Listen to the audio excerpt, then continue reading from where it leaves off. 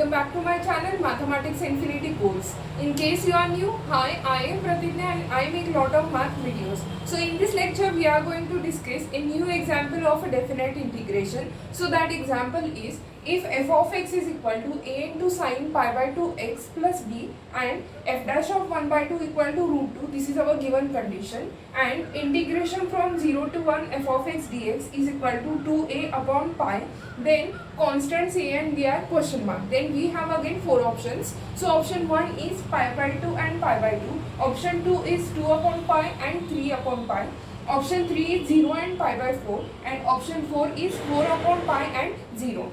Now to solve this example, just we only have to consider this part as it is, that is integration from 0 to 1 f of x dx is equal to 2a upon pi. We denote this equation as equation number 1. So to solve this integration, we only consider this part, that is LHS part. So consider this LHS is equal to this part, and we already have f of x is equal to this condition, that is a given condition, and this given condition we are going to put in place of this f of x. So integration 0 to 1 a into sine pi by 2 x plus b into dx. एक condition है कि a आणि b constant आहे का variable आहे, check करा आपण काय फाइंड करतो. a आणि b फाइंड करता आणि ऑप्शन मध्ये चेक करा सगळे जे काही नंबर्स दिले ते नंबरच्या फॉर्म मध्ये आहेत, म्हणजेच a आणि b हे काय कॉन्स्टंट आहेत, नंबर आहे, त्यामुळे ते कॉन्स्टंट आहेत. सो हे इंटिग्रेशन सॉल्व करताना a बाहेर काढू शकतो इंटिग्रेशनच्या, सिमिलरली b सुद्धा आपण बाहेर काढू शकतो. So first term will be, आणि इंटिग्रेशन आणि ॲडिशन आहे त्यामुळे with the help of algebra of integration we can divide this integration on the both the terms. So first term will be this a as it is constant term into integration of 0 to 1 sin pi by 2x into dx plus b constant है बाहेर काढना, integration 0 to 1 dx. sin चा integration किती असतो आहे minus cos x. so solve करूया. sin pi by 2x its integration is minus sine बाहेर काढलेला आहे, cos pi by 2 into x divide by, याला जो काही कॉन्स्टंट आहे त्यांना डिवाइड करायचं, दॅट इज पाय बाय 2, आणि ए कॉन्स्टंट आहे that constant term as it is plus b as it is. Integration derivative will get cancelled to each other, so remaining term is x. So x, and it has a lower limit 0 and it has a upper limit 1. Similarly हा पाय by 2 आहे, twist करून जो base आहे तो वरती आला तर काय होईल 2 अपॉन पाय, त्याला निगेटिव्ह साइन इंटू ए. चला व्हॅल्यू पुट करूया ह्याच्या in place of this x, that is cos pi by 2 x. ही व्हॅल्यू आपण फाइंड करतोय, त्याला upper limit 1 and lower limit 0 आहे. 1 पुट केला, then cos pi by 2, cos pi by 2 ची व्हॅल्यू किती असते 0. So this is my 0 minus subtraction मध्ये असेल 0 इन प्लेस ऑफ एक्स जेव्हा असेल तेव्हा कॉस 0 त्याची व्हॅल्यू किती असेल 1.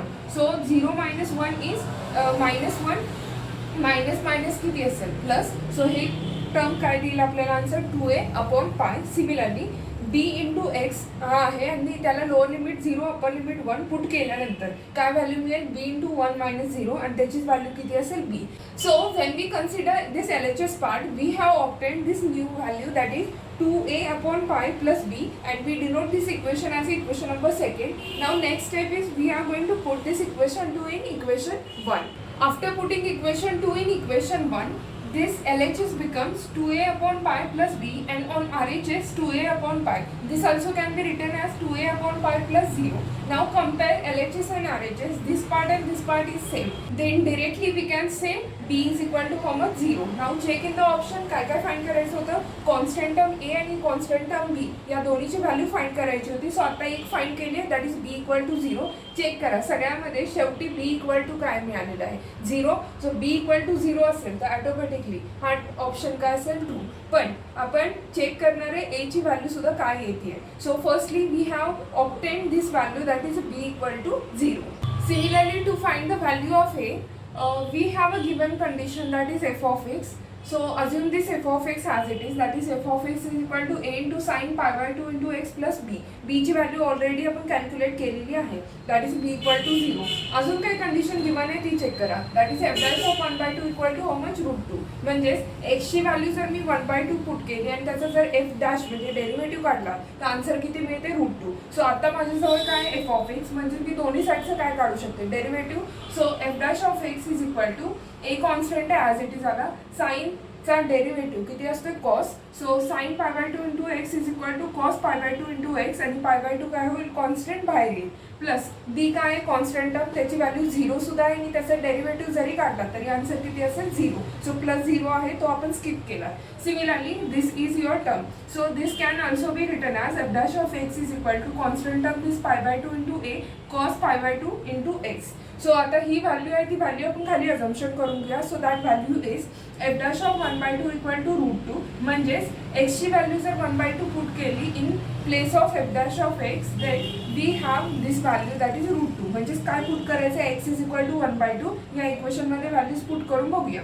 So that implies f dash of 1/2 is equal to या इक्वेशनमध्ये जिथे जिथे एक्स आहे तिथे काय पुट करायचं 1/2. सो पाय by 2 into A as it is cos into pi by 2 that is पाय बाय 2. एक्सच्या ठिकाणी काय पुट करायचं 1/2 म्हणजेच हा व्हॅल्यू काय झाला कॉस पाय बाय 4 आणि कॉस पाय बाय 4 म्हणजेच व्हॅल्यू किती असेल 1/√2. इथेच फक्त व्हॅल्यू चेंज केले दॅट इज 1/√2. बाकीच्या टर्म्स सगळ्या ॲज इट इज आहे आणि ही व्हॅल्यू तुम्हाला गिवन आहे that is f dash of 1/2 equal to how much √2. ती √2ची व्हॅल्यू आपण LHSला पुट करून घेतली. सो रिअरेंजमेंट करा आणि शेवटी ए इज इक्वल टू किती मिळेल 4/5. ऑप्शन्स बी इक्वल टू 0 हे आपण पहिल्यांदा फाइंड केलं होतं आणि ऑप्शन थ्रू ऑप्शन नंबर 4 हा ट्रू केला होता बट आपण ए ची व्हॅल्यू सुद्धा कॅल्क्युलेट करणार होतो. So from these conditions we have obtain a equal to 4/5 and which is your answer. So a is equal to 4/5 and b is equal to how much 0.